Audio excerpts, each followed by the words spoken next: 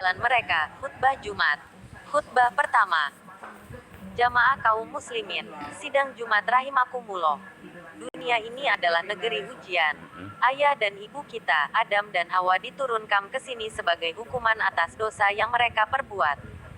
Salah satu cara yang harus kita lakukan untuk selamat dari ujian dunia ini adalah mencontoh dan meniti jalan orang-orang yang telah berhasil selamat dari ujian kehidupan ini. Kaki mereka masih menyecah tanah dunia, tetapi nama mereka telah tercatat sebagai penghuni surga. Mereka adalah nabi dan para sahabat serta orang-orang yang mengikuti langkah mereka, sebagaimana Allah berfirman. Orang-orang yang terdahulu lagi yang pertama-tama masuk Islam, dari golongan muhajirin dan ansar dan orang-orang yang mengikuti mereka dengan baik, Allah ridha kepada mereka dan mereka pun ridha kepada Allah, dan Allah menyediakan bagi mereka surga-surga yang mengalir sungai-sungai di dalamnya selama-lamanya. Mereka kekal di dalamnya. Itulah kemenangan yang besar. Qs. At-Taubah 100. Di kesempatan yang singkat ini kita akan membaca kembali sepenggal dari kisah kehidupan mereka. Mudah-mudahan menjadi bahan muhasabah kita semua. Dari Abdullah bin Mas'ud radhiyallahu anhu pernah menuturkan, Rasulullah shallallahu alaihi wasallam tidur di atas tikar kasar yang terbuat dari rajutan daun kurma. Kemudian bangun sedangkan tikar itu telah meninggalkan bekas di perut beliau. Lalu kami pun mengatakan, wahai Rasulullah, bagaimana jika kami membuatkan tikar yang halus untukmu? Namun, beliau bersabda, apa peduliku pada dunia? Tidaklah aku di dunia ini melainkan seperti seorang pengendara yang bernaung di bawah sebatang pohon kemudian ia akan pergi meninggalkannya. Hari, Tirmizi, 2377, Sahih Al-Jami, 5668. Manakala Umar bin Al-Khattab radhiyallahu anhu tiba di Syam untuk menerima penyerahan Baitul Maqdis dari Romawi yang telah takluk, para pembesar, panglima dan komandan pasukan menyambutnya. Umar bertanya kepada mereka, mana saudaraku? Mereka balik bertanya, siapa? Umar menjawab, Abu Ubaidah. Mereka berkata, dia akan datang sesaat lagi. Abu Ubaidah datang dengan unta yang bertali kekang. Dia mengucapkan salam, lalu Umar berkata kepada orang-orang, biarkan kami berdua. Umar berjalan bersama Abu Ubaidah ke rumahnya. Umar masuk dan tidak melihat apapun di rumahnya selain pedang dan tamengnya. Umar berkata, mengapa engkau tidak memiliki perabotan? Maka Abu Ubaidah menjawab, wahai Amirul Mukminin, ini sudah cukup untuk mengantarku ke tempat peristirahatan akhirat. Hilyatul Aulia 1/101-102. Umar sendiri pun juga demikian. Banyak hal yang ia lakukan, salah satunya apa yang disebutkan oleh Muhammad bin Al-Mutawakkil rahimahullah, bahwa Umar bin Khattab memiliki cincin yang bertuliskan, cukuplah kematian sebagai penasehat, mengingat wahai Umar. Tarikh Madinah Dimasik 44/260. Sama halnya dengan Abu Ubaidah, Abu Dzar Al-Ghifari juga sengaja tidak memiliki perabotan rumah, untuk membuat diri mereka merasa tidak nyaman hidup di dunia sehingga mereka selalu ingat bahwa mereka hidup di dunia.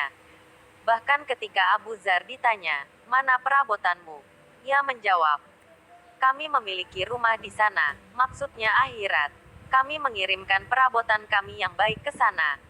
Sosok yang kita cintai, Imam Asy-Syafi'i. Di antara kisah hidup beliau adalah apa yang disebutkan oleh Imam Muhammad bin Umar As-Safiri, wafat 956 H, dalam Al-Majalisu Al-Waziyah 2/332, bahwa pernah ditanyakan kepada Imam Syafi'i, mengapa engkau selalu memakai tongkat padahal engkau tidak lemah?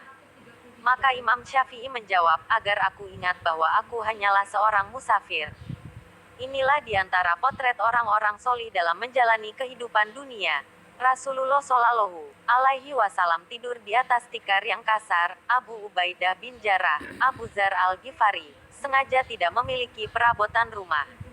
Umar bin Khattab memakai cincin bertulisan pengingat kematian. Imam Syafi'i memakai tongkat.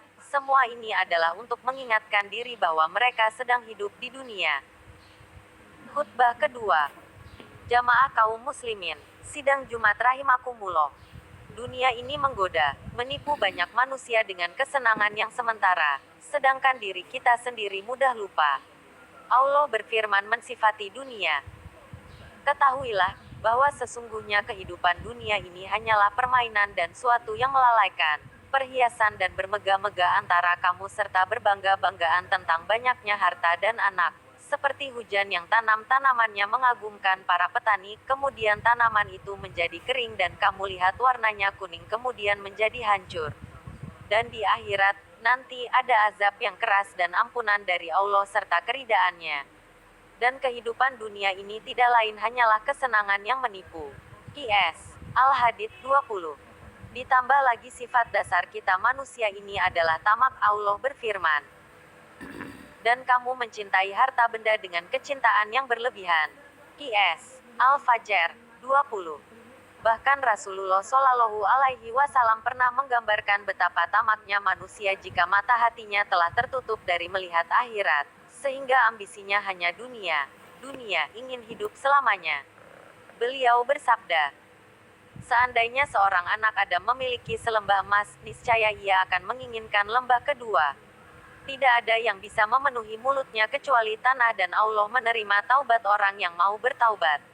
Hari, Bukhari, 6436, Muslim, 1034. Maka dari sini, mengingatkan diri bahwa kita sedang berada di dunia, tengah menjalani ujian adalah hal yang sangat penting dan harus kita lakukan.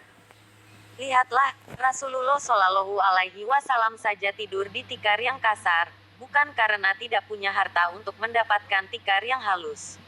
Akan tetapi untuk mengingatkan diri. Lihatlah Abu Ubaidah bin Jarrah, Umar bin Khattab, Abu Dzar Al-Ghifari, semua itu mereka lakukan untuk mengingatkan diri. Lihat Imam Syafi'i membawa tongkat kemana-mana, bukan karena lemah atau sakit. Akan tetapi, juga untuk mengingatkan diri. Oleh sebab itu, marilah kita belajar dari orang-orang yang telah berhasil mengarungi kehidupan dunia itu. Sekarang coba kita renungkan, apa yang telah kita lakukan, amalan khusus apa yang kita miliki, untuk mengingatkan diri dari kehidupan dunia ini. Maka itulah tugas sekarang adalah mencari dan melakukan sesuatu untuk mengingatkan diri tentang hakikat dunia ini. Seringlah membaca Al-Quran dan hadits-hadits Nabi. Istiqomahlah menghadiri majelis ilmu syari. Teruslah berteman dengan orang-orang solih atau orang-orang yang berusaha untuk solih, agar kita tidak lupa bahwa kita hidup di dunia negeri ujian. Agar kita tidak lupa dengan hakikat dan tujuan kita yang sesungguhnya yaitu surga.